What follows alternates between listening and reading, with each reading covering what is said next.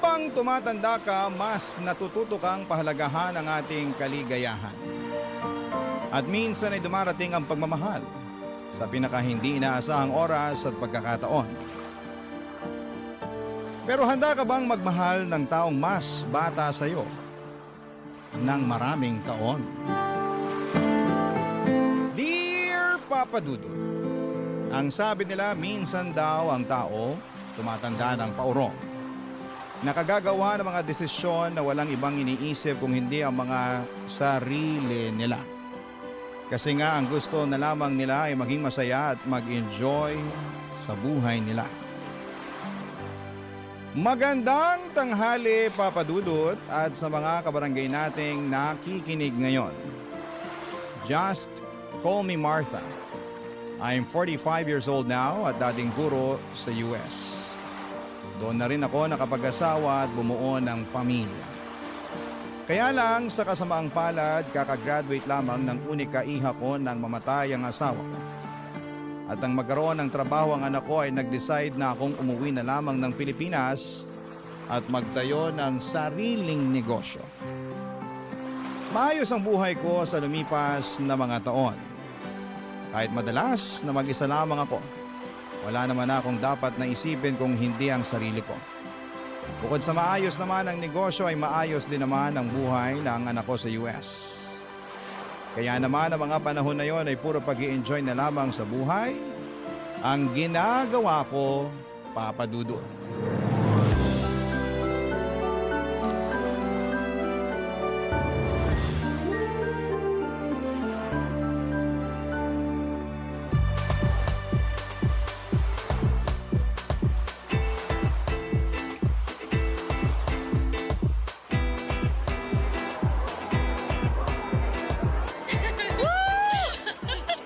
Sayaw pa tayo, Mars! Mars! Pahinga muna tayo. Ano? Ang sabi ko, magpahinga muna tayo kasi nangangawit na yung binti ko sa kakasayaw natin dito. Ay, ano ba naman yan, Mars? Sabi ko naman kasi sa'yo, dalasan mo pagsama sa akin sa gym. Gagawin ko talaga nang maabutan ko naman yung kaseksihan mo. Pero sa ngayon, umupo muna tayo kasi sumasakit na talaga yung mga kasukasukan. Ay, nako. Tara na nga dun sa table. Grabe, Mars! Ang taas pa rin talaga ng energy mo no hanggang ngayon. Hindi may dedenay na hawak mo pa rin yung title na Queen of the Dance Floor. Ay, nako. Maka-queen of the dance floor ka naman dyan. Totoo naman, Mars. Aba, tinalo mo pa sa pagsasayaw yung mga bagets na humahataw sa dance floor kanina, ah. Ay, mga kulang kasi sila sa exercise, kaya ang bilis nilang mapagod. Kung kasing sipag mo lang talaga ako mag-exercise, nako, baka magkasing sexy pa rin tayo hanggang ngayon. Naalala ko tuloy ng mga kabataan natin. Nagbibilang pa tayo ng mga nanliligaw sa atin. Pero, ikaw ang palaging nananalo dahil hindi hamak na mas maraming nagkakagusto sa'yo. Sino ba naman kasing hindi magkakagusto sa campus muse at queen of the dance floor ng batch natin? Ay, naku. Matagal naman na yun, Mars. At matagal na ring lumipas ang kagandahan ng kabataan natin. Ay, Mars, teka. May nakatingin dito. Papalapit. Hi ladies. Free cocktails nga pala para sa inyo. Wow, free cocktails. Anong meron, Pogi? May special promo kasi kami tonight para sa mga best dancers sa floor kanina. Ay, kasama ba talaga ako dyan o para sa kaibigan ko lang yan? Hoy, Lani, ano ba yung sinasabi mo? Nakakahiya naman sa kanya. Baka mamaya kung anong isipin eh. Nako, ayos lang yon miss. Magaling ka naman talagang sumayaw kanina. I'm Jeric nga pala, isa sa mga DJ sa resto bar na to.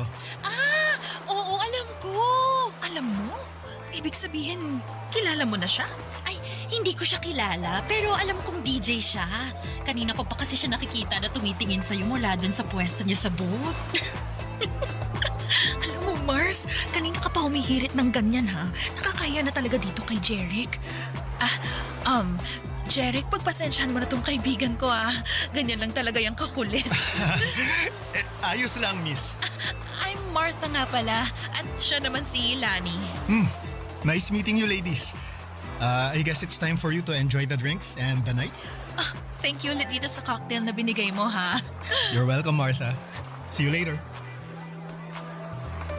Tama ba yung narinig ko, Mars? Tinawag ka niyang Martha!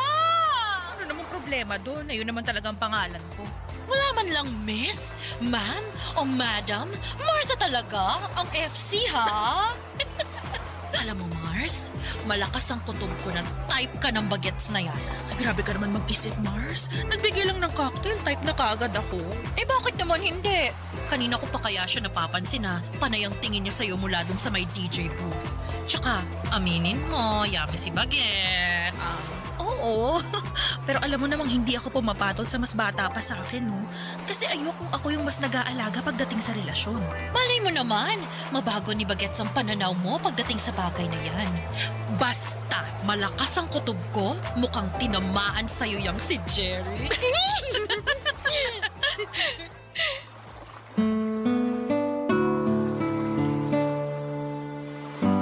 Papadudot, akala ko ay doon na matatapos ang pag-uusap namin ni Jeric dahil umuwi na rin kami noon ni Lani.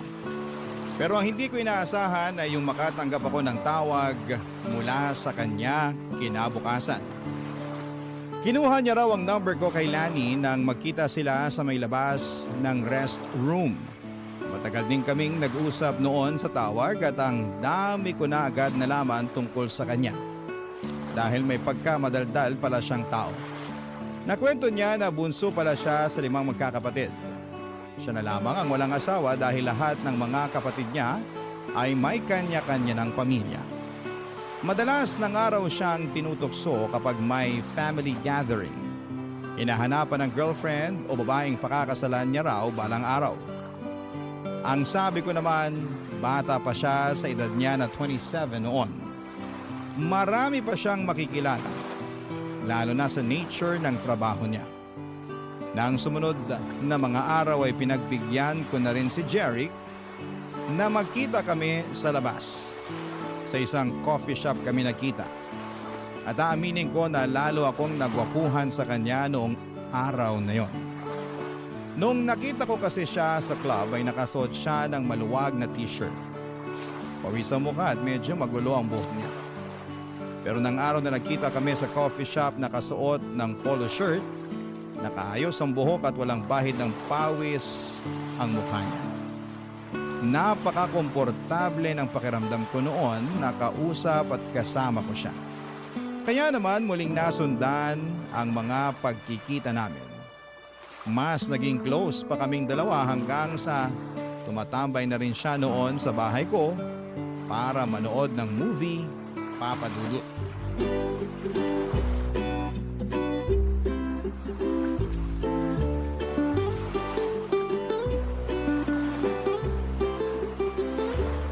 Ang ganda ng ending ng movie, no? Nagandahan ka kahit parehong namatay yung bida? Oo, kasi namatay sila na pareho nilang alam na mahal nila ang isa't isa. Bihira na kaya ang ganun sa panahon ngayon. Naks, panahon ngayon, parang ang tanda mo na. Totoo naman ang sinabi ko. Bihira na mangyari yung mamahalin mo ang isang tao hanggang kamatayan mo. Sa bagay, may punto ka naman. Iba na rin kasi talagang generation ngayon, ano? Karamihan sa mga tao, hindi na sineseryoso ang relasyon. O ay, mag-ice cream ka na muna. Thank you, Martha. Mukhang masarap to, ah. Ay, oo, favorite ko talaga tong ube na flavor. Dito nga palaging nasisira ang diet ko eh. Ay, hindi mo naman kailangang mag-diet kasi hindi ka naman mataba. Hey, akala mo lang yun kasi palaging maluwag ang mga damit na sinusuot. Uy, ang sexy mo kaya nung gabi sa club kung saan kita unang nakita. Baka sexy ka naman dyan. Party dress kasi yun kaya medyo fit sa katawan ko. Bagay talaga sa'yo kasi lalong lumabas ang kaseksihan mo. Martha, may gusto nga pala akong itanong. Ano yun? Kaya ba hindi ka na nakipagrelasyon mula nung mamatay ang asawa mo? Kasi takot kang hindi seryosohin ang magiging karelasyon mo. At sino namang nagsabi sa'yo niyan? Si Lani? Hindi, hula ko lang yun. Bakit? Totoo ba? Alam mo, hindi naman ako takot pumasok sa relasyon. Siguro sabihin na nating sadyang masaya lang ako sa buhay na meron ako ngayon. Wala ka bang namimiss o hinahanap sa buhay na meron ka nung may asawa ka pa? Kaya naman ang ano, Gaya ng taong magpapasaya at magpapakilig sa'yo araw-araw. Minsan, kailangan din ng tao ng konting tamis sa buhay. Kung gusto ko ng tamis sa buhay, anytime pwede naman akong bumili ng ice cream na kagaya nitong hawak ko ngayon, ano? Hindi naman matamis na pagkain ang tinutukoy ko eh. Teka. Jeric! Bakit mo ko inalikan? I'm sorry. Hindi ko napigilan ang sarili ko. Ayos lang.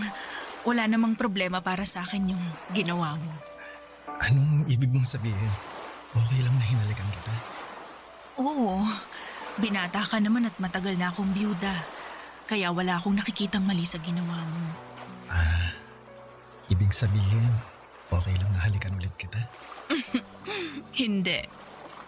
Ha? Akala ko ba walang problema kasi pareho naman tayong single? Oo, pero ang ibig kong sabihin, mas okay kung ako ang hahalik sa'yo.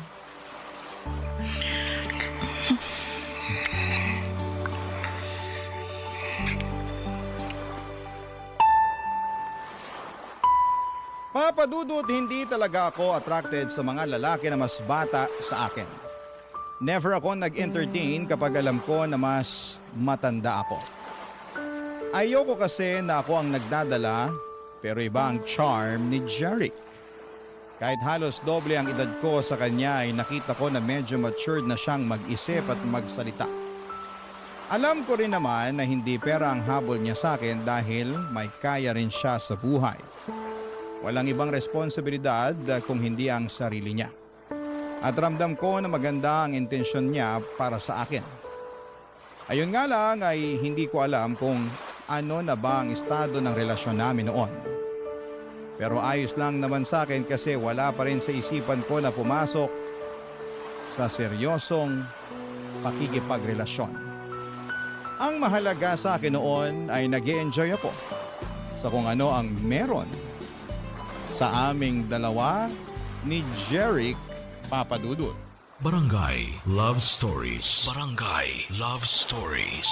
Papa Dudut, nauwi rin po sa relasyon ang namamagitan sa amin ni Jeric. Siya mismo kasi ang humingi ng label at assurance sa aming dalawa. Gusto niya raw kasi na masiguradong wala ng ibang lalaki ang aaligid sa akin.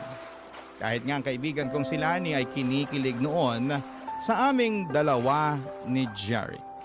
Sinabi niya na mukhang seryoso daw sa akin si Jeric.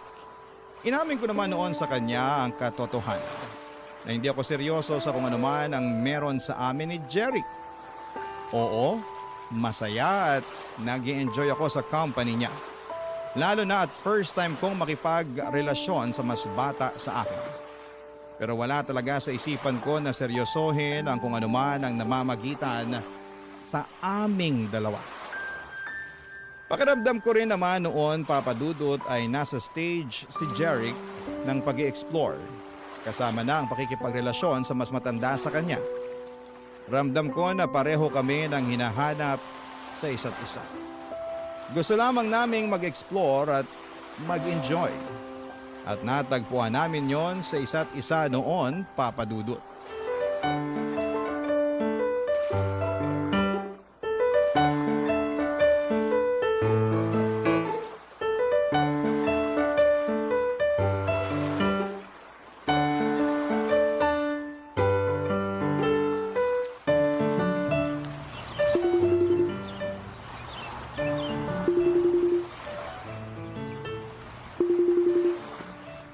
Ay, mabuti naman at sinagot mong video call ko, Mars. Oh, bakit?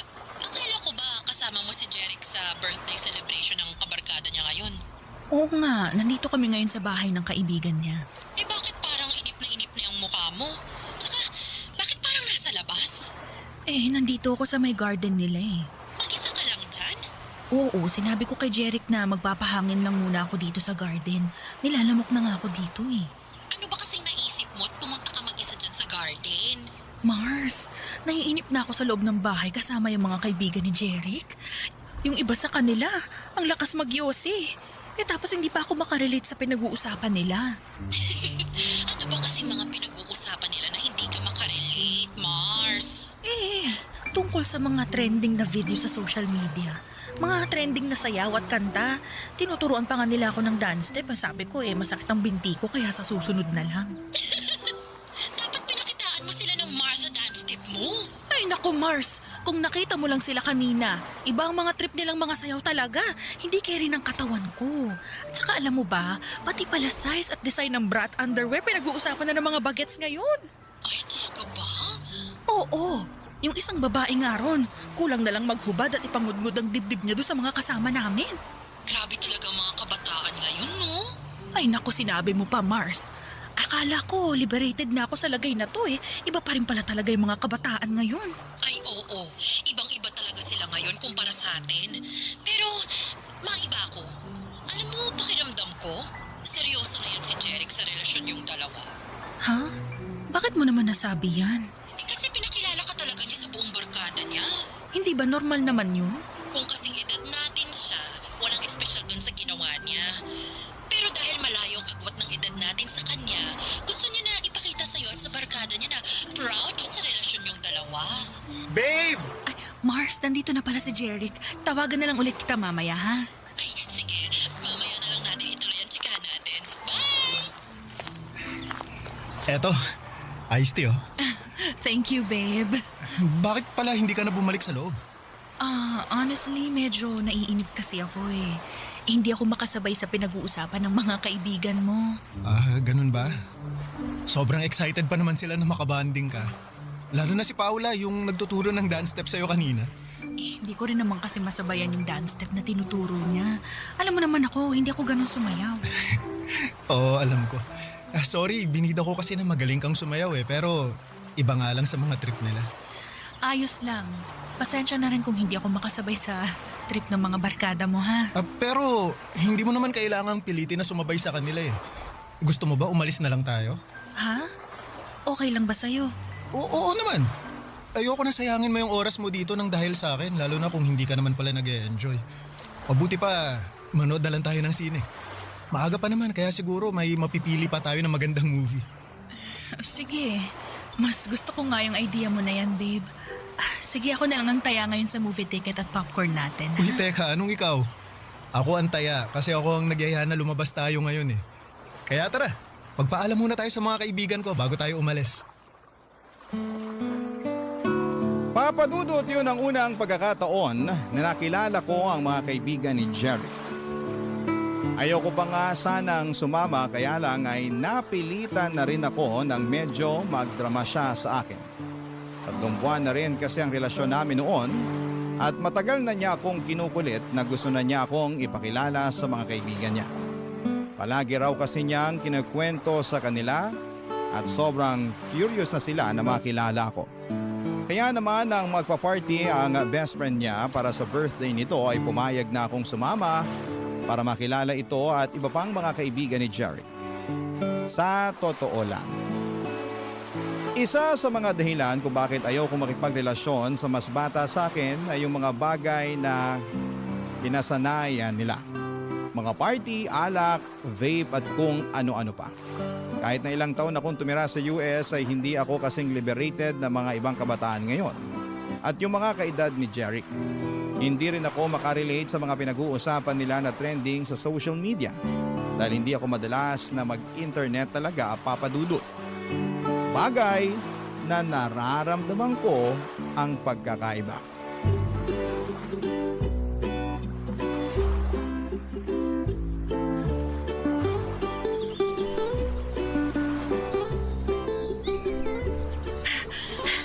Sandali lang, babe. Pahinga muna tayo sa pagtakbo. Medyo hinihingal na kasi. O sige babe, sakto. Upo tayo dun sa may waiting shed. Eto, bottled water. Thank you, babe. Pahinga muna tayo ng ilang minuto dito. 2 kilometers na lang naman ang kulang natin Ano? 2 kilometers pa? Oo, konti na lang yun kasi naka 3 kilometers na tayo. Mamatay-matay na nga ako sa katatakbo natin kanina Pwede naman nating mas bagalan ng takbo mamaya para matapos mo yung running workout natin ngayon. Ay, sige. Ang mahalaga naman matapos ko kahit hindi ganun kabilis, tama ba? Oo, kahit lakad takbo pa ang gawin natin mamaya. Yan talagang gagawin ko kasi baka hindi na ako makapag-gym bukas. Pero alam mo, ang galing mo nga babe. Dati 1 kilometer pa lang, tumitigil ka na kaagad sa pagtakbo. Ngayon nakadiretso ka na ng 3 kilometers na takbo. Palakas ka na ng palakas sa pagtakbo, babe. Paano ba naman ako hindi lalakas? Napakahigpit pero napakahati naman ng running coach ko. Naku, yung hati medyo tagilid tayo dyan. Pero yung mahigpit ako na running coach, i-claim ko na yan kasi para sa'yo din naman ng paghihigpit na ginagawa ko eh. Oy, teka, anong hindi ka hati? Halos nakahabol tingin sa atin yung mga babaeng naka-sports bra na nadadaanan nating tumatakbo kanina. Akala mo hindi ko napansin yun, ha? Nabilisan lang sila sa pagtakbo natin kaya sila napalingon. Ikaw talaga kung ano na naman yung iniisip mo. Babe, di ba nabanggit mo na mahilig ding mag-jogging si Trish? Palagi nga niya akong sinesenda ng picture niya sa mga fun run na sinasalihan niya sa US. Madalas din siya nagkikwento tungkol sa personal record na nahihit niya sa pagtakbo niya. At natutuwa talaga ako kapag yun ang topic namin dahil alam ko na pinaghirapan niya yun. Nakakatuwa naman at yun ang madalas niyang ikwento sa'yo. Naku, oo. Kaya nga nakahiligan ko rin ang pagtakbo dahil sa kanya. Ngayon lang talaga ako mas sinisipag. Bakit mo nga pala natanong? Wala lang. Iniisip ko lang kung ano kaya ang pwede naming pag-usapan na alam kong pareho kaming makaka-relate sa topic. Anong ibig mong sabihin na topic na pag-uusapan yun ng anak ko? Ang ibig kong sabihin, gusto ko lang na maging komportable siya, nakausap ako. Pag pinakilala mo na ako sa kanya. Abay, bakit mo naman naisip ang tungkol sa bagay na yan? Syempre, doon din naman tayo kasi papunta, di ba? Ipapakilala mo rin ako sa anak mo bilang boyfriend mo. Kasi babe, gusto na kita mapakilala sa parents ko eh. Plano ko nga na isama ka sa family gathering namin next week para makilala mo na rin ang ibang kamag-anak ko. Ay, teka, hindi ba parang masyado namang mabilis sa mga plano na nasa isip mo, babe? Maglilimang buwan pa lang ang relasyon natin. Babe, kagaya nga ng sabi ko kanina, doon din naman tayo papunta. Ipapakilala mo ako sa anak mo at ikaw naman, ipapakilala ko sa pamilya ko. Kaya bakit pa natin patatagalin yun? Pwede naman natin gawin yun habang maaga pa. Huwag kang mag-alala. Mabait ang pamilya ko, lalo na si Mami. At sigurado ako na magkakasundo kayong dalawa. Papadudot, nagulat talaga ako nang sabihin ni Jeric na gusto na niya akong ipakilala sa pamilya niya. Nang marinig ko yun mula sa kanya ay kinabahan talaga ako. Hindi dahil sa excitement, kung hindi alam kong gusto ng iba na ang gustong mangyari ni Jeric sa relasyon namin. Papadudot, doon ko naramdaman na mukhang tama si Lani sa palagi niyang sinasabi na seryoso na si Jeric sa kung ano ang meron sa aming dalawa. Oo, may mga oras noon na nagpaplano si Jeric para sa future naming dalawa at gusto niya na sa susunod na taon ay kumuha na kami ng bahay para sa aming dalawa. Gusto niya rin na pagkatapos daw ng kasal namin ay sa ibang bansa kaming mag-honeymoon. At kung sino lang ang dapat na maging bisita sa araw ng kasal.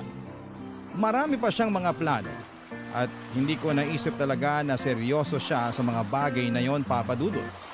Pero kinakabahan ako ng dahil doon. Barangay Love Stories. Barangay Love Stories. Papadudot, nagsimula na po akong makaramdam ng pagkailang kay Jeric noon. Para bang nabawasan yung kilig at excitement na nararamdaman ko noon. Oo, at naging masaya ako sa relasyon namin, pero hindi talaga pumasok sa isipan ko na magiging seryoso siya sa akin. Na magiging seryoso kaming pareho. Kaya nga kapag nagtatanong siya kung kailan ko siya ipapakilala sa anak ko, ay umiiwas akong sagutin yon, Papadudot. Dahil wala akong balak na ipakilala siya sa anak ko na halos ilang taon lang ang tanda niya. Hindi ko rin ma-imagine ang sarili ko na magpapakasal ulit tapos sa mas bata pa sa akin. Doon na po ako nagdesisyon na simulang iwasan si Jeric. Binawasan ko yung mga oras na magkasama kami. Gumagawa ako ng dahilan kapag nag-aaya siya ng date. Sinasabi ko na umalis ako ng bahay at may mga kailangan na ayusin sa negosyo. Napapadalas tuloy noon ang pagdadrama niya sa akin. Dahil hindi ko sinasagot ang mga tawag niya. Sandamakmak na chat or text message naman ang natatanggap ko mula sa kanya. Hanggang sa isang araw ay hindi ko na siya naiwasan nang bigla siyang pumunta sa bahay, Papa Dudut. Sakto naman na may ine-expect ako na delivery kaya lumabas ako at pinagbuksan ko siya ng gate ng mga oras na yon.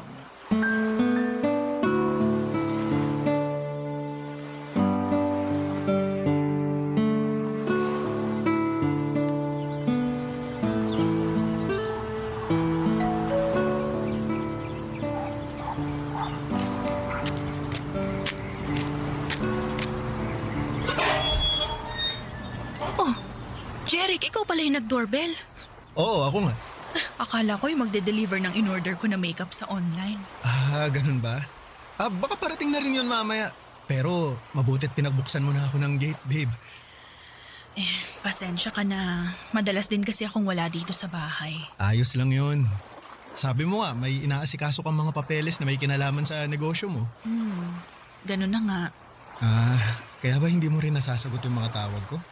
Oo, kasi kapag nandito ako sa bahay, madalas tulog naman ako eh. Nakakapagod kasi talaga yung mga inaasikaso ko sa labas. Tapos ang layo pa ng dinadrive ko pa uwi rito. Bagsak na talaga ako sa kama. Sabi ko naman kasi sa'yo sasamahan kita para may driver ka. Ayoko na rin kasing maabala pa kita. Alam mo kahit kailan, hindi ka naging abala sa akin, babe. Alam mo yan. At alam mo rin na ayokong masyado mong binibigay sa akin ng mga oras mo. May trabaho ka at sariling buhay na dapat asikasuhin. Pero parte ka naman ng buhay ko, kaya dapat inaasikaso din kita, babe. Kaya kong asikasuhin ang sarili ko. Hindi ka dapat mag-alala sa akin, Jeric. May problema ba tayo? Ha? Wala naman. Sigurado ka? Jeric, pwede bang sa ibang araw na lang tayo mag-usap? Gusto ko sanang... Kung wala tayong problema, bakit tinatawag mo ako sa pangalan ko at hindi babe? Pwede bang sa ibang araw na lang natin pag-usapan to? Teka nga. Jeric! Iniiwasan mo ba ako? Please, gusto ko sana muna magpahinga. Gusto ko lang namang malaman kung ano bang dahilan ng pag-iwas mo sa akin, babe. Kung may nagawa ba akong hindi mo nagustuhan, pwede mo naman kasi akong kausapin eh. Ano? Kaysa... Gusto mo ba talagang malaman, Jeric? Gusto ko ng space. Space? Bakit? Anong nagawa kong mali para humingi ka ng space sa akin? Wala, okay?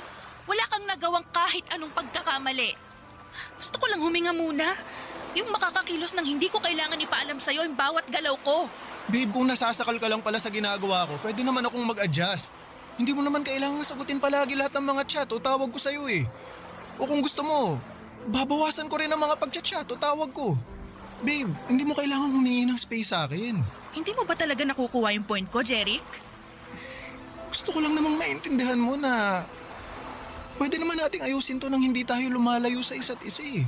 Pero space nga mula sa'yo ang gusto ko. Yun ang gusto ko na ibigay mo sa akin. Martha, please. Martha, huwag mo naman gawin sa akin to. Umalis ka na, Jeric. Martha! Huwag ka nang gumawa ng gulo dito. Umalis ka na. At kung pwede lang ha, huwag mo kong i-chat o tawagan. Gusto ko munang matahimik ang mundo ko mula sa'yo. Kaya please lang, layuan mo muna ako. Papadudot ilang araw pa akong kinulit ni Jeric noon hanggang sa tuluyan na niya akong binigyan ng space. Sa totoo lang ay medyo nakahinga ako ng maluwag nang sa wakas ay nagawa kong humingi ng space sa kanya. Medyo nasasakal at nauumay na rin kasi ako sa sobrang kaswitan niya. At hindi ko na rin gusto ang mga planong binubuo niya para sa aming dalawa. Ayoko na siyang paasahin pa, Papa Dudut. Ayoko nang isipin niya na pareho kaming seryoso sa relasyon naming dalawa. Hindi ko naman kasi talaga alam na aabot sa puntong gusto niya akong pakasalan sa hinaharap. Nabanggit niya pa nga noon na kung hindi ko na raw siya mabibigyan ng anak, ay pwede naman daw kaming mag-ampon At sigurado daw siya na magiging mabuti pa rin kaming mga magulang. Yung mga plano niya na yon ay wala sa mga plano ko para sa sarili ko. Kaya bago pa mas lumalim ang nararamdaman niya para sa akin ay tinapos ko na ang namamagitan sa aming dalawa, Papa Dudut.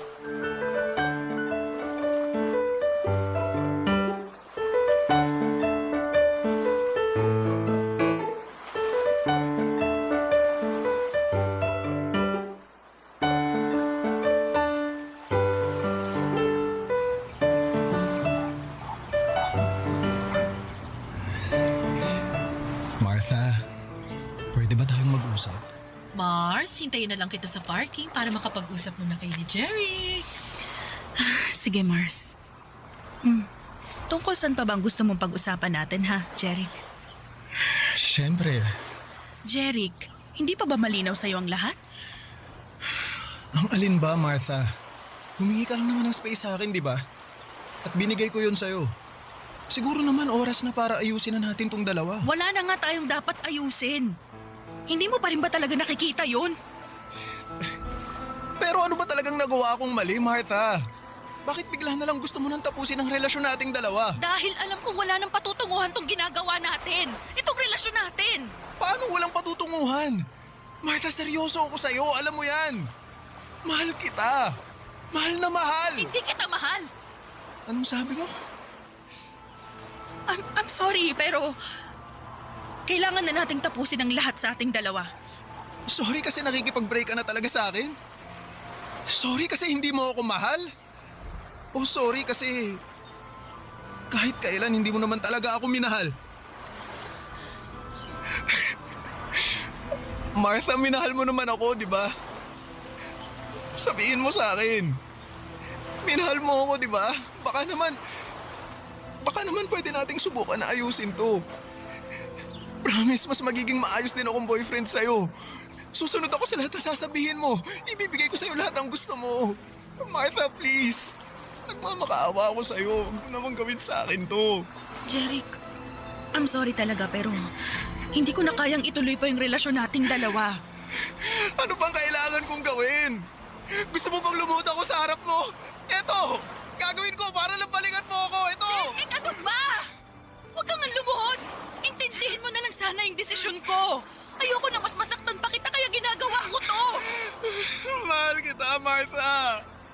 Hindi ko kaya mawala ka sa akin. Hindi ko kaya. Please naman. Please ayusin naman muna natin to. Sorry, Jeric. Pero wala na talagang pwedeng ayusin sa ating dalawa. Sorry. Taalis na ako. Kailangan ko na rin umuwi. Martha, mahal kita. Mahal na mahal kita. Parang awa mo na. Huwag mo akong iwan, Martha. Martha!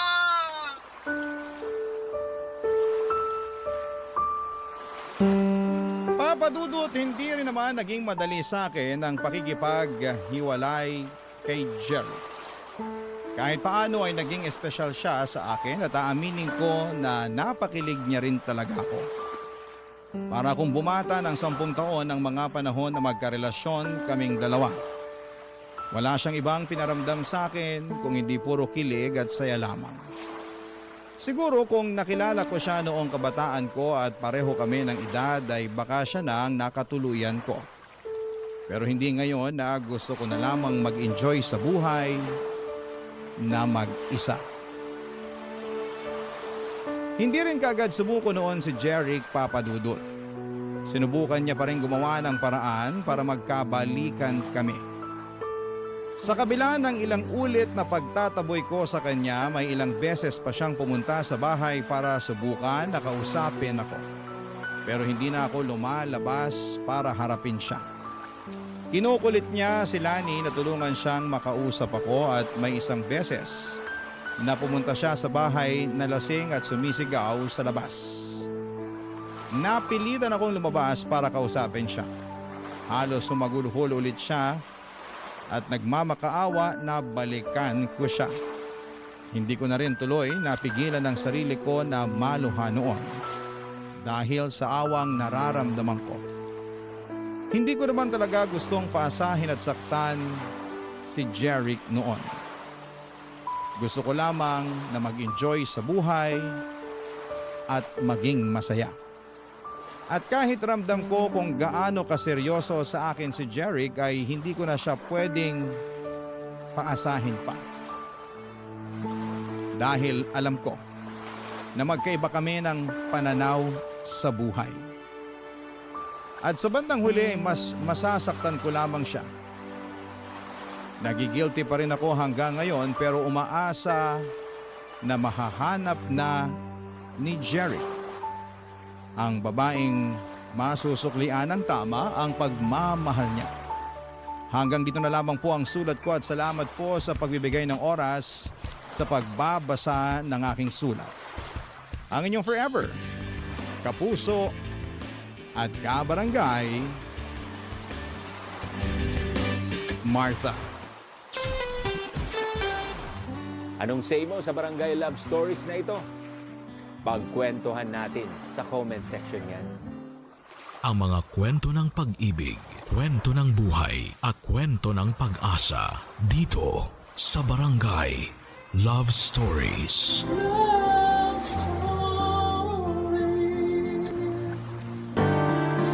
Walang perpektong pamilya. Bawat isa ay may kakulangan at kapintasan.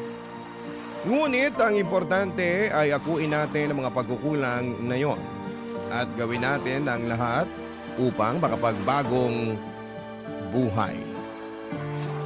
Ikaw, kabarangay, gaano mo kamahal ang iyong pamilya?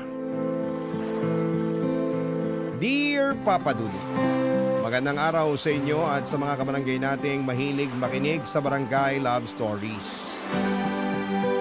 Tawagin niyo na lamang po ako sa pangalang Sherilyn. 55 anyos at naninirahan dito sa Bicol. Neto ko lang na-discover ang programa ninyo noong minsan ko itong napakinggan via online. Kaya naman nagpatulong ako sa kumare at kaibigan kong si Grace na magpadala ng sulat sa inyong programa. Gusto ko sanang ibahagi ang istorya ng buhay ko na nangyari noong 1993 noong nasa Maynila pa kami nakatira. 18 anyos pa lamang at magtatapos sa high school. Lumaki ako sa broken family at nakatira sa poder ng nanay ko kasama ang aking stepfather at 2 nakababatang kapatid. Pero 6 talaga kami at ako ang panganay. Ang 3 ko pong kapatid ay nasa poder ng mga tatay nila dahil magkakapatid lamang kami sa ina. Pero kahit nakatira kami sa isang bubong ay hindi malapit ang loob ko sa aking nanay Ninita. Sa katunayan ay mas tinuturing ko pang ina, ang Lola Lloyd ako.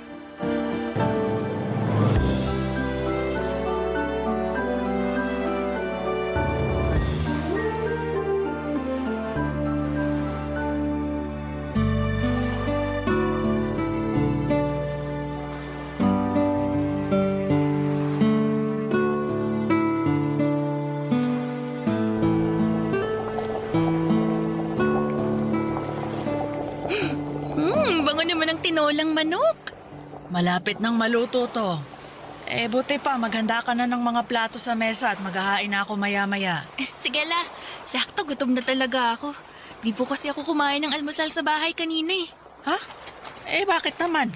Wala lang po, hindi ko lang gusto kasabay sila nanay tsaka yung pamilya niya. Bakit? Saka anong pamilya niya pamilya mo rin naman sila. Nakalimutan mo na ba na mga kapatid mo sa ina yung mga anak nila ng tatay-tatayan mo? Hindi ko po nakakalimutan yun, pero ewan, pakiramdam ko po talaga hindi pamilyang turing nila sa akin kaya gano'n na rin yung nararamdaman ko. Kumbaga, magkakasama lang kami sa bahay pero wala talaga akong kakampi dun. Anong ibig mong sabihin? Pinagtutulungan ka ba ng mga kapatid mo? Minsan, pero hindi naman ako papatalo sa kanila dahil mas malaki pa rin ako sa kanila. Tirising ko sila eh. Ay, tigilan mo nga yan. Hindi yan gawain ng isang ate. Dapat magpasensya ka sa mga kapatid mo at maging mabuting ehemplo sa kanila. Ewan ko po la, pero pakiramdam ko talaga ibang-iba kami. Kahit kami ni nanay, Di rin naman kami magkasundo pag nasa bahay. Kaya nga mas gusto ko na lang dito sa inyo kasi mahal niyo ako eh. Mahal ka rin naman ng nanay mo. Oh, ito na ang niluto kong tinola para sa'yo, Apo. Teka, ilagay ko lang dito sa mesa. Ay, upo na tayo para makakain na. Yun oh, grabe ang bangot, mukhang masarap. Masarap talaga yan kasi ako ang nagluto niyan. At niluto ko yan para sa'yo. Kain ka ng marami, Apo, ha?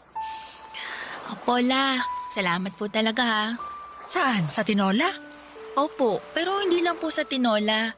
Salamat sa lahat-lahat kasi pag nandito po ako sa inyo, pakiramdam ko hindi ako nag-iisa tapos meron akong kakampi. Di tulad pag nasa bahay ako, kaya ayoko dun eh.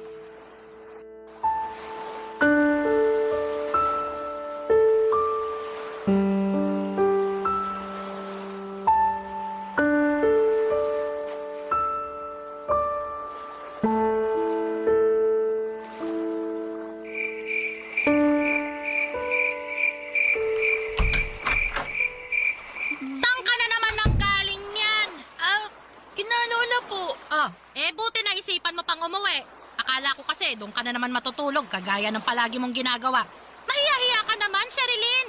Nakikisiksi ka pa doon sa lola mo kita mong doon umuwi ang mga tiyo mo paggabi. May bahay ka naman dito sa atin pero punta ka pa rin ng punta doon. Alam ko naman po na may bahay tayo kaya nga po ako umuwi, di ba? Ano sinabi mo? Sinabi ko lang naman po yung totoo. Saka bakit po kayo nagagalit sa akin? Lola ko naman po yung pinupuntahan ko doon.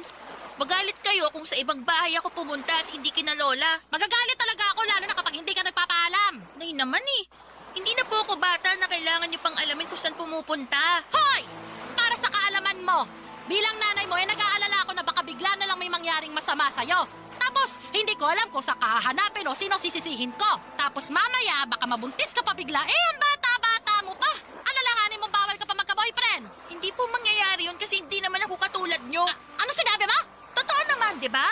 Maaga kayo nung nabuntis sa akin, tapos iba-iba pa yung mga tatay namin ng mga kapatid ko.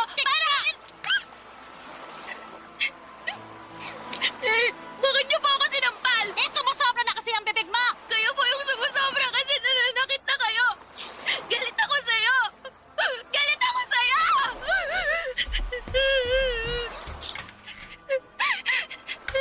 Sherilyn!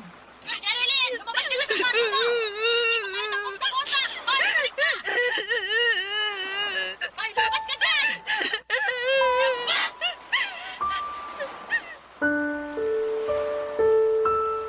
Papa Dudut, hindi ko mapigilang magalit sa nanay ko matapos niya akong pagsalitaan ng mga ganong bagay. Pakiramdam ko ay nagmamalinis siya samantalang siya nga ang gumawa ng bagay na kinakatakutan niyang mangyari sa akin katulad ng pagkabuntis ng maaga. Sa bagay, lumalabas na takot siya sa sarili niyang multo. Sumasama tuloy ang aking loob. Bukod doon ay nasasakal din ako sa paraan ng pagdidisiplina niya sa akin kaya naman mas lalo akong nagrebelde. Nawala na rin ang prioridad ko sa pag-aaral at natuon ang aking atensyon sa mga barkada. Pagkasama ko kasi sila, pakiramdam ko ay hindi ako nag-iisa at nakakahinga ako ng maluwag kumpara kapag nasa bahay namin. At hindi ngayon nakawala sa mapanuri at mapag-usisang mata ni Tito Ryan, Papa Dudut.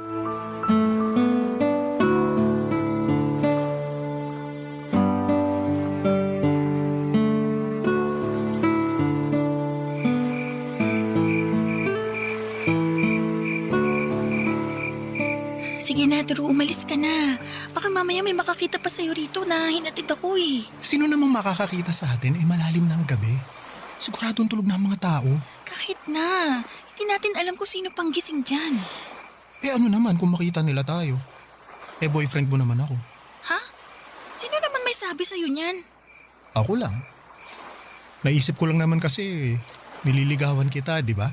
Oo nga, pero hindi pa naman kita sinasagot ah. Huh? Di pa ba? Oo, hindi pa. Kaya hindi pa tayo magsyota. Kailan mo ba ako planong sagutin kasi? Ang tagal naman. Ikaw naman, masyado kang mainipin eh. Pero alam mo, matagal ko na rin talagang pinag-iisipan na sagutin ka. May nararamdaman na rin kasi ako sa'yo eh. Oy, gano'n naman pala eh. Pareho tayo ng nararamdaman sa isa't isa. Sapat na yung dahilan para maging tayo. O, paano? Tayo na ba? Oo, sige na nga, tayo na. Yes! Kami na! Kami na ni Sherilyn! Ano ba naman? Kasasabi ko lang na huwag kang maingay, di ba? Pasensya na. Di ko lang napigilan kasi sobrang saya ko eh. Ipigilan mo muna kasi baka pag may nakarinig, lagot tayo. Ah, buti pa, umuwi ka na sa inyo. Papasok na ako sa amin kasi baka magising si nanay tapos hanapin pa ako, lagot ako dun. O sige, pero pwede bang balik muna sa pisngi? Ha? Sige na, balik na ako. Isa lang, sige na. Sige na nga, pero isa lang ha. Pagkatapos nito, papasok na ako sa loob ng bahay. Oo, isa lang.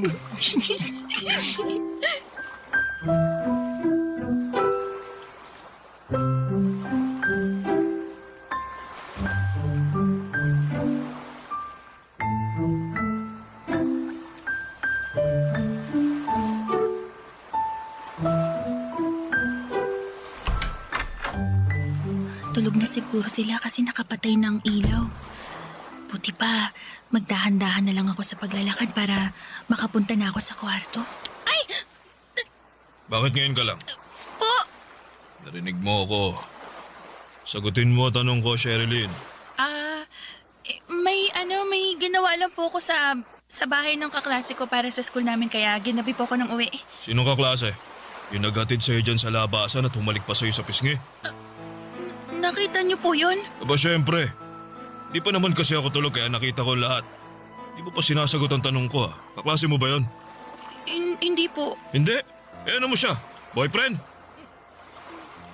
Wag na wag mong susubukan magsinungaling sa akin kasi hindi ako tanga. Alam ko yung nakita ko ha. Boyfriend mo ba yung lalaki na yon? Opo, Tiyo. Susumbong kita sa nanay mo. Wag po, pagagalitan po ko ni nanay. Kaya nga isusumbong kita. Kasi kabilin-bilinan niya na wag ka munang magbo-boyfriend. Pero sinuway mo yung kagustuhan niya kaya lagot ka. Parang awa niyo na po, wag niyo po akong isumbong. Sige. Hindi kita isusumbong kung papayag kang gawin ang gusto ko. Ano po ba yun? Alam mo, matagal na talaga akong nagagandahan sa'yo eh. Gabi-gabi kong pinagpapantasyahan yung katawan mo. Baka naman, pwede mo akong pagbigyan. Kahit ngayon lang, hindi natin sasabihin sa nanay mo. Ano po? Bitiwan niyo nga ako. Napapaliw na yata kayo eh. Ano nababaliw? Di ako baliw ha! Baliw kayo, bastos! Bitiwan niyo sabi ako eh. Subukan niyo pong may gawin sa akin, sisigaw ako. Para malaman pati ng mga kapitbahay natin yung kaayupan niyo.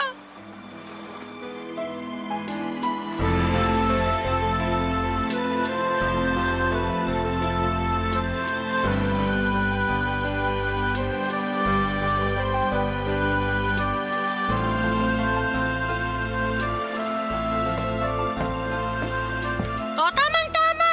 Kasi kanina pa kita inaantay na magising. Bakit po? Nagtanong ka pa talaga? Sinumbong ka lang naman sa akin ang Tio Ryan mo na nakita ka raw niya kagabi na hinatid ng boyfriend mo dyan sa tapat ng bahay natin. Hinalikan ka pa nga raw niya sa pisngi. Totoo ba yan, ha? Sagutin mo yung tanong ko! Totoo bang boyfriend mo yon, ha? Opo. Anak ka ng... Kabilin-bilinan ko, nabawal ka pa mag-boyfriend, di ba? Ano naman po bang pakialam niyo kung magka-boyfriend na ako? Matanda na ako. Wala ka pang alam sa mundo! Kayo po yata yung walang alam lalo na sa nangyayari sa bahay Ano natin. ibig mong sabihin, ha? Para sa kaalaman niyo. Pinagtangkaan lang naman akong gahasain ni Tio Ryan. Kapalit ng hindi raw niya pagsusumbong sa inyo. O tapos, ngayon sinisiraan mo ng tiyo mo kasi sinumbong ka sa akin? Anong klaseng utak meron ka, Sherilyn? Hindi magagawa ng tiyo mo yon kasi mabuti siyang tao. Kung meron mang masama rito, ikaw yon kasi pasaway at sinungaling ka! Papa Dudut, yun na yata ang pinakamasakit na ginawa ng nanay ko sa akin. Bukod sa pinaramdam niya na hindi niya ako prioridad bilang anak. Ang sakit pala na hindi ka paniwalaan at ipagtanggol ng tao na una mong inasahan na gagawa noon dahil magkadugo kayo. Kaya naman mas nadagdagan lamang ang hinanakit ko sa kanya ng mga panahong yon. At bunga na rin ang takot ko sa stepfather ko na baka ulitin niya pa ang pagtatangka sa akin ay nagdesisyon akong gawin ang isang bagay na matagal ko nang pinag-iisipan na gawin. At yun nga ay ang lumayas sa pamamahay namin. Bit-bit ang ilan kong damit at gamit na inimpake ko sa aking itim na bag at kakaunting pera papadudot na tinabi ko mula sa aking baon. Ay nakapagdesisyon na akong umalis sa aming bahay noong sumunod na araw para makalaya ako sa pagdurusa at makalaya ako sa hinanakit na dulot ng pamilyang aking kinagisnan. Oras na para isipin ko naman ang ikagaganda ng buhay ko. Barangay Love Stories. Barangay Love Stories. Papadudot nakituloy ako sa bahay ng boyfriend kong si Drew at sakto lang ang laki ng tinitirhan nila at kasama niya roon ang mga magulang niya at 3 nakatatandang kapatid na babae. Mabait naman sa akin si Drew at tinanggap naman ako ng kanyang pamilya noong nakiusap siyang makikitira ko doon. Pero sa una lang pala yon at puro lamang sila pakitang tao. Tumira kami doon ng 2 buwan at hindi nagtagal ay lumabas din ang tunay nilang kulay lalo na noong nabuntis ako ni Drew. Sa katunayan ay hindi nila tinago sa akin ang pagkaayaw nila na nakikisiksik ako sa pamamahay nila. Nalaman ko rin ang totoo na dismayado sa akin ang nanay niya dahil nag-aaral pa nga kami ng mga panahong yon. Tapos ay magkakaanak na. Hindi rin naman ako may pagtanggol ni Drew dahil mas kampi pa siya sa kanyang pamilya. Kaya noong naramdaman kong wala na akong puwang sa pamamahay nila, ay muli akong nag-alsa balutan at umuwi sa lola ko. Tinanggap niya ako sa poder niya at namasukan naman ako bilang trimmer sa isang patahian para makaipon ng pera. Hindi nagtagal ay nagsilang ako ng isang malusog na sanggol na babae.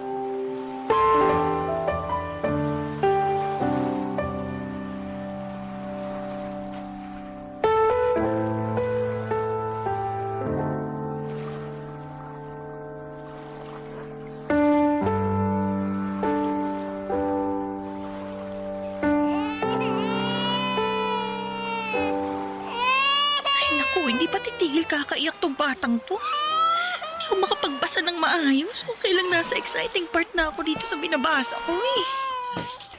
Ay, Sherilyn, hindi pa ba naririnig ang iyak ng anak mo? Kulang na lang kabaging tong bata. Maawa ka naman sa kanya.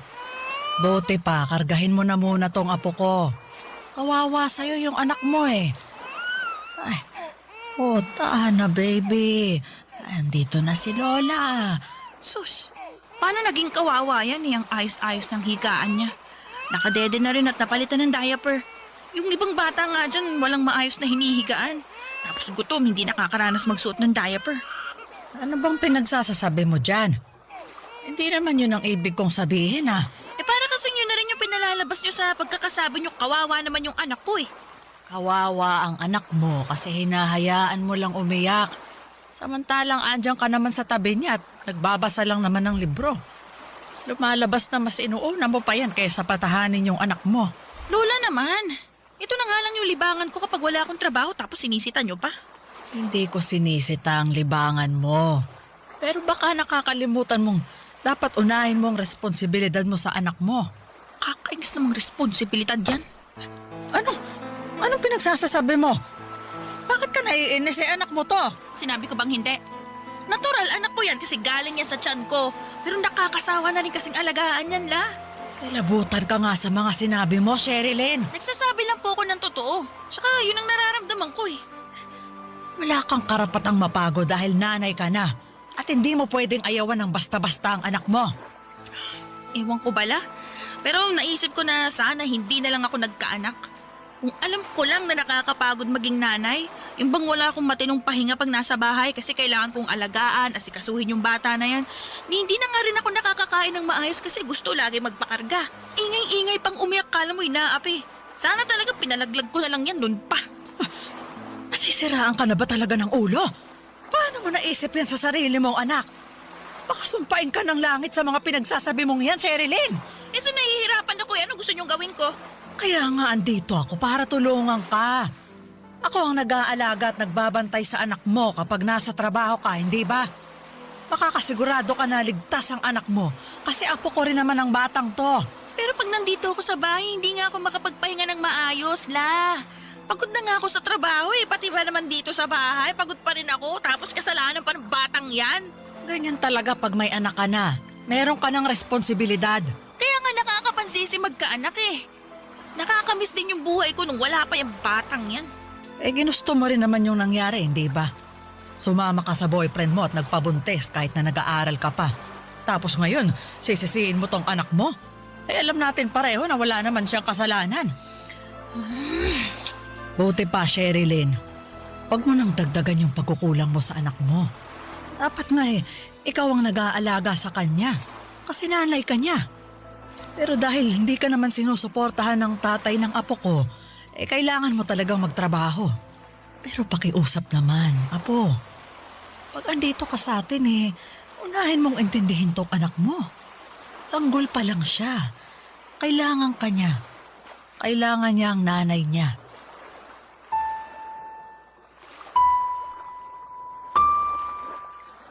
Papa Dudut, mahal ko naman ang aking anak at masaya ako noong sinilang ko siya. Pero aminado ako na kinasawaan at kinapaguran ko talaga ang pag-aalaga sa kanya. Bukod doon ay mas naging abala ko sa pagtatrabaho kaya naman si Lola na ang nag-alaga sa kanya. Sa katunayan, kapag nasa trabaho ako ay pakiramdam ko ay malaya ako sa mga responsibilidad ng pagiging nanay. Tapos nung nagkaroon na ulit ako ng mga kaibigan sa aking pinagtatrabahuhan, pakiramdam ko ay bumalik sa akin ang kabataan ko na maagang inagaw ng pagiging nanay. Kumbaga ay bigla akong nasabik gawin ng mga bagay na ginagawa ko noong dalaga pa ako.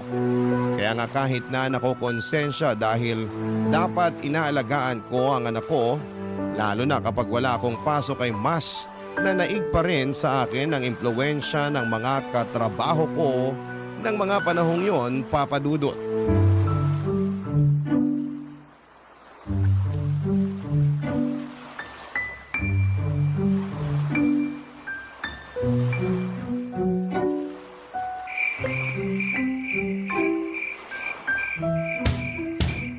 Tao po! Tao po! Papasukin niyo ako!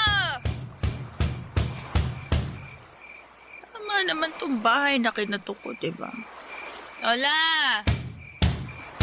La! Lola Loida! Ay, Santissima, Sherilyn! Bakit ka sumisigaw dyan? Ang ingay-ingay mo! May maingay bang tahimik? Kaya nga, lasing ka ba? Naku, hindi, di po. Anong hindi? Amoy alak ka. Nakainom lang po. Pero konti lang naman.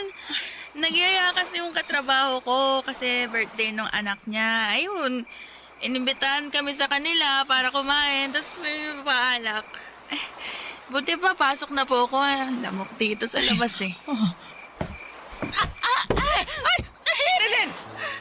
Ano bang ginagawa mong bata ka? Halika, alalayan na kitang tumayo. Sensya na po natisod lang. Umikot kasi yung paningin ko eh. Yan ba ang nakainom lang? Halos hindi ka na nga makalakad ng diretso. Wala naman eh. Huwag niyo na po ko sermonan. Pumipintig na nga yung ulo ko sa sakit tapos dami niyo po sinasabi dyan. Ay, marami talaga akong sasabihin. Kasi hindi gawain ng matinong nanay ang ganyan. Halika na, pumasok ka na, tumupo ka muna dyan sa bangko. Kuha muna kita ng tubig na maiinom. Sige po, La. Nay, napatulog ko na po yung anak ni Sherilyn. Wala pa ba siya? Anong wala pa? Ayan o, lasing na lasing nga. Nay, ano pong ginagawa niyo rito kay na Lola? Tinalo ko lang ang nanay ko. Eh ikaw, bakit lasing ka? Tsaka anong oras na Uwi ba yan ng isang matinong nanay? Baka nakakalimutan mong may anak ka naghihintay dito. Pwede ba? Huwag niyo na po ako sermonan. Sakit-sakit na ng ulo ko eh. Oh, itong tubig, Sherilyn. Kunin mo. Inumin mo na. Salamat po, La. Grabe, tabang naman ito. Mas masarap pa yung alak eh. Bakit ka ba nagkakaganyan? Anong bakit ako nagkakaganto, Nay? Ayos naman ako Hindi ka ayos kasi nakuha mo mag-inom at magpakalasing samantalang may anak ka na naghihintay sa'yo rito sa bahay. Parang ngayon na nga lang naman ako uminom Kung makapagsalita kayo dyan, kala nyo talaga lasinggera ako. Pero sabi ng lola mo, palagi mo raw pinababayaan yung anak mo. Pag andito ka sa bahay hindi mo maaalagaan dahil abala ka sa ibang bagay. Tama ba yon? Hindi yun gawain ng mabuting ina. Ano po bang alam niyo sa pagiging mabuting ina? Hindi nga kayo naging ganun sa akin tsaka sa iba kong mga kapatid Anong sinabi mo? Sherilyn, huwag mo kang sagutin ng ganyan ng nanay mo. Hindi, sasagutin ko siya kasi masyado siya nagmamalinis eh. Kung makapagsalita siya, nakala mo ako yung pinakamasamang nanay sa mundo.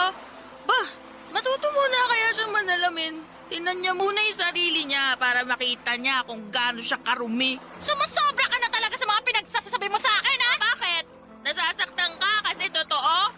Bago kasi kayo magsalita ng masasakit sa akin, sana isipin niyo muna na kayo nga hindi nga rin naging matinong nanay sa amin. Tsaka baka nakakalimutan niyo na kasalanan niyo kung bakit ako umalis sa bahay nun. Kasalanan niyo!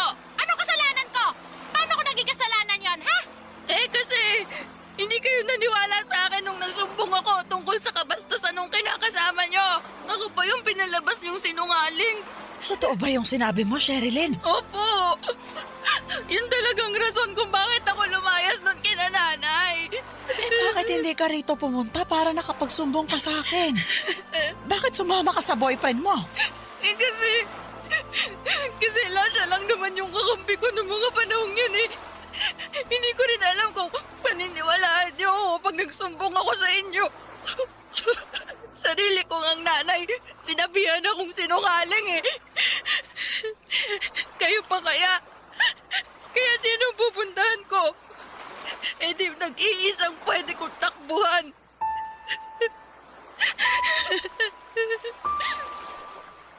Papadudot masama ang loob ko sa nanay at lola ko dahil pakiramdam ko ay pinagtulungan nila ako ng mga panahong yon. Nagkampihan sila at pinamukha sa akin na ako na ang pinakamasama at pabayang nanay sa buong mundo samantalang hindi rin naman sila perpekto.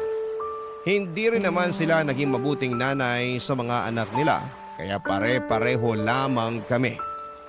Nang dahil sa away namin yon ay lumayo ang loob ko sa kanila at buti na lang at nandyan ang mga katrabaho ko na handang makinig sa mga kwento ko tungkol sa pamilya namin. Isa nga sa kanila ay sinulsulan ako na lumayas na raw sa amin at sumama na lamang kay Samuel. Katrabaho rin namin at kursonada ako. Papadudot, hindi nagtagal ay nagdesisyon ako makipagtanan sa kanya at iwanan ng lola ko at ang aking anak. Papadudot. Barangay Love Stories. Barangay Love Stories. Papadudot mula Maynila ay inuwi ako ni Samuel sa Bicol dahil doon nakatira ang kanyang pamilya. Bale nangungupahan lang siya sa Maynila at nakipagsapalaran lamang doon. Noong nakipagtanan ako sa kanya ay nagdesisyon siyang umuwi sa probinsya nila upang doon maghanap ng trabaho. Nakapasok siya bilang kargador sa palengke habang ako ay nakatira sa bahay ng mga magulang niya. Aminado ako na mayroong agam-agam sa puso ko na muling makisama sa pamilya ni Samuel dahil ayoko nang maulit ang pinagdaanan ko noon sa pamilya ni Drew. Pero napagtanto ko na wala namang perpektong pamilya at dahil ako ang dayo ay kailangan ko talagang makisama. Kaya naman yun ang ginawa ko, papadudot. At masasabi ko na sa unang isang buwan ng pananatili ko kina Samuel ay nakasundo ko ng gusto ang pamilya niya. Mabilis na lumipas ang ilang taon at nagkaanak kami ni Samuel ng 5 at na kapag tayo na rin kami ng maliit na bahay malapit sa tinitirhan ng magulang niya. Taong 2005 nang lumuwas kami ng kinakasama ko sa Maynila dahil kinakailangan naming i-confine sa ospital doon ang bunso naming may sakit sa puso. Kaya lang, bigla ko namang dong nakita si Lola Papadudut.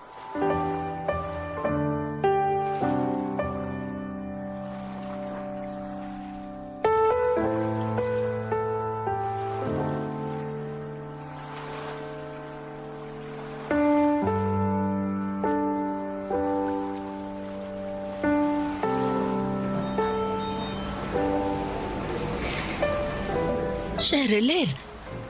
Sherilyn, ikaw nga. Lola, Ako nga. anong ginagawa niyo rito? Bakit kayo nasa ospital? Kasama ko ang anak mo.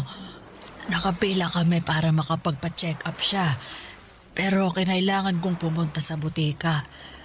Kaya iniwan ko muna siya kasamang tiyo niya. Ganun po ba? Ano ba namang klaseng tanong yan? Hindi mo ba itatanong kung anong sakit niya o kung kumusta na ba siya? Pasensya na po pero hindi na ako interesadong malaman. At bakit? Saka, bakit ngayon ka lang nagpakita sa amin? Saan ka ba pumunta nung umalis ka sa bahay natin noon? Wala na ho kayo doon, La. Anong wala na ako doon? Iniwan mo nga sa akin yung anak mo. Matagal ko na pong kinalimutan na anak ko siya. Saka may sarili na akong pamilya ngayon. Meron na rin akong mga anak kaya bakit ko pa siya iisipin? May sarili rin ho akong problema, La. Pero anak mo pa rin siya. At kahit na pagbalik-balik na rin mo ang mundo, hindi mo na mababago ang bagay na yon. Anong klaseng nanay ka kung di minsan hindi sumagi dyan sa isip mo kung kumusta na yung anak na iniwan mo sa akin? Ganyan na ba talaga katigas ang puso mo? Matigas na akong matigas pero hindi po ba kayo nakikinig? Matagal ko nang kinalimutan yung anak kong yan. Hindi na ako nanay niyan. Hindi pa ako handang maging nanay sa kanya noon kaya hindi niyo ako masisisi kung inuna ko yung sarili ko. Tapos ngayon, ano? Handa ka nang maging nanay sa iba mong anak? Oo, ganun na nga. Hindi mo ba naisip kung ano na lang ang mararamdaman ng anak mo pag nalaman niya yung mga pinagsasasabi mo? Sigurado ako na masasaktan siya ng husto. Wala na nga ho akong pakialam kahit masaktan siya o kung ano pang isipin niya. Basta ang mahalaga sa akin ngayon ay mga anak ko sa kinakasama ko. Sa kanila ako magpapakananay at hindi sa batang yun. Sa inyo na lang siya, total, mas malapit naman kayo sa isa't isa. Natatandaan ko na tumatahan siya pag karga-karga niyo pero kung ako yung bumubuhat sa kanya kung todo iyak siya. Kakaaburido. Wala ka kasing tiyaga, saka iyakin naman talaga ang mga bata. Huwag mong sabihin hindi. May mga anak ka na rin naman, hindi ba? Basta. Kahit ano pang sabihin nyo, ayoko sa batang yan. Matagal ko na siyang kinalimutan. Naisip ko pa nga na sana hindi ko na lang siya pinanganak nun. Hindi na ako interesado na malaman ng tungkol sa kanya kasi hindi na ako ang nanay niya. Kaya wala na akong pakialam sa kanya. Mag-ingat ka sa mga sinasabi mong yan. Dahil baka karmahin ka dahil sa pagpapabaya mo sa anak mo. Kung kakarmahin ako, sana karmahin din kayo ni nanay dahil hindi rin naman kayo mga mabuting magulang. Anong sinabi mo? Kasalanan niyo kung bakit napaniwara ang buhay ni nanay. Kasi hindi niyo naman siya pinalaki ng maayos. Tapos, kasalanan ni nanay kung bakit nasira ang buhay ko. Trinato niya rin ako na para bang wala akong halaga sa kanya. At ni minsan hindi ko naramdaman yung pagmamahal niya bilang isang ina. Alam niyo, wala nang kwenta tong pinag-uusapan natin eh. Diyan na kayo. Sandali. Saan ka pupunta? Sa anak ko nga. Sigurado hinahanap na ako nun. Eka lang. Sherilyn, huwag ka munang umalis. Naku, La, pasensya na. Kailangan ko na umalis. Sana po hindi na ulit tayo magkita. Papadudot, hindi lubusan ang aking kasiyahan ang makita ko si Lola sa ospital na pinagdalhan niya sa anak na iniwan ko sa kanya noong araw.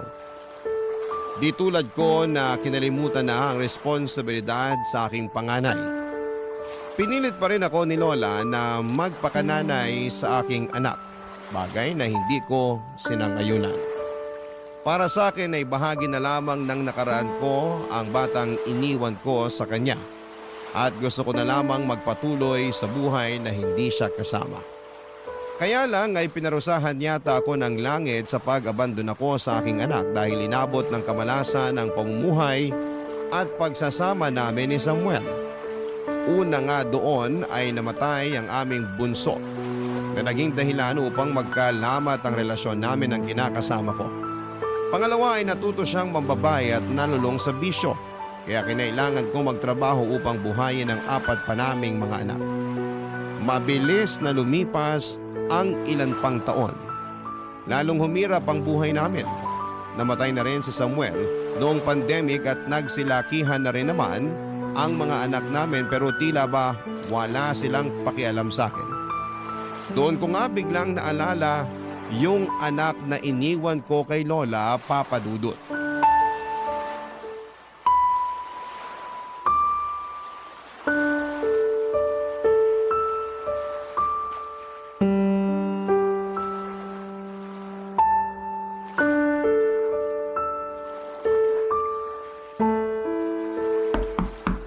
Tao po!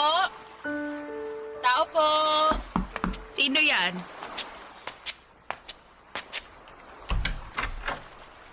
Sino ka, Neng? Ako po si Cecil. Sinabi sa akin na dito raw po nakatira si Sherilyn. Hinahanap ko po siya. Ha? Bakit mo naman hinahanap? May importante po kasi akong sasabihin sa kanya. Ako si Sherilyn. Ano ba yung sasabihin mo?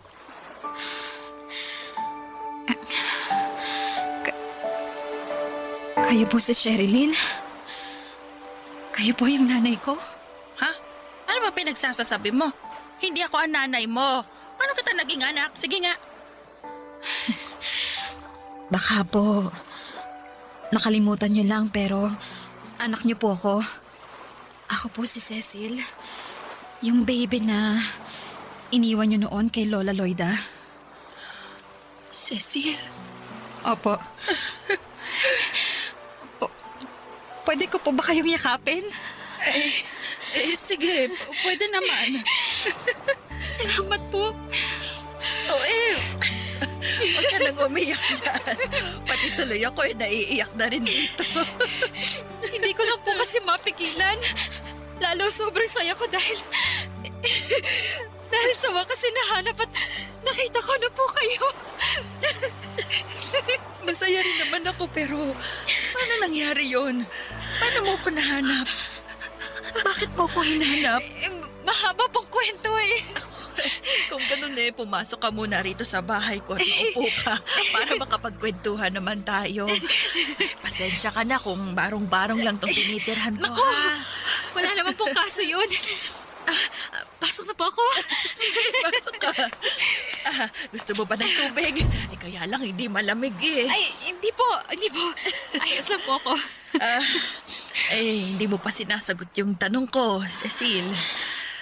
Bakit mo ba ako hinahanap? Ang laki-laki ng kasalanan ko sa'yo nung baby ka pa. Wala na po sa akin yun. Kinalimutan ko na po yun kasi sinabi sa akin ni Lola na nanay ko pa rin naman daw kayo. Ako nga ang nanay mo na nang iwan sa'yo nung araw. Pero nakaraan na po yun. Iba na po ngayon. Walang pinagkaiba ang nakaraan sa kasalukuyan dahil may nagawa ako noon na ikinahihiya ko sa ngayon. At unang-una na nga ron yung pangiiwan ko sa'yo nung maliit ka pa. Alam mo, hindi na ako umaasa na magkikita tayo ulit. Akala ko hindi mo nagugustuhin hanapin ang nanay na nang abandon na sa'yo dahil galit ka sa akin. Nagalit po ako sa inyo. Pero syempre, nanaig pa rin sa akin yung pagpapatawad at kagustuhan na makita at makilala kayo. Pakiramdam ko kasi hindi buo yung pagkatao ko hanggat hindi ko nagagawa yung bagay na yun, Nay. Kaya nga, sinaga ako hanapin kayo. Naku nalaman mo pa tuloy ang sitwasyon ko at mag-isa na lang ako sa buhay. Dahil yung mga ibang mga anak ko may kanya-kanya ng pamilya. Sigurado ako ganun ka rin. Nay, wala pa po akong sariling pamilya. Abala po kasi ako sa negosyo ko sa Maynila. Kaya nga po, kung gusto nyo, pwede ko kayong isama. Tumira na kayo sa bahay ko para magkasama na po tayo. Kahit namang gustuhin ko hindi ko naman maiiwan tong lugar na to. Dito na ako tumira at tumanda. Hindi na ako mabubuhay sa Maynila. At saka, ayos lang naman ako rito. Kaya ko ang sarili ko. Ayaw niyo po ba akong makasama? Gusto. Pero sana maintindihan mo na matanda na ako. Hindi na rin ako sanay bumiyahe ng malayo. Madali na rin akong mapagod. Sakitin na. Ayoko naman na problemahin mo pa ako kapag tumira ako doon ang kasama ka. Ang gusto ko, mabuhay ka na hindi mo na ako iniisip. Kasi nakaya mo nga noon na mabuhay na wala ka sa piling ko. Ayos lang ako rito. Kaya ko ang sarili ko. Masaya naman ako kahit mag-isa na lamang na namumuhay dito. Papa Dudut, hindi totoo na masaya ako na mag-isa lamang ako. Hindi rin totoo na ayos lamang ako. Nakaya kong mabuhay na hindi nakikita o nakakasama ang mga anak ko. Oo, nagpanggap lamang ako sa harapan ni Cecil dahil nahihiya ako na makita niya akong malungkot at miserable. Ang totoo ay hindi ko pa rin kayang harapin magpahanggang ngayon ng anak ko na iniwan ko noon sa lola ko dahil kinakain pa rin ako ng matinding kahihiyan at konsensya sa ginawa ko sa kanya.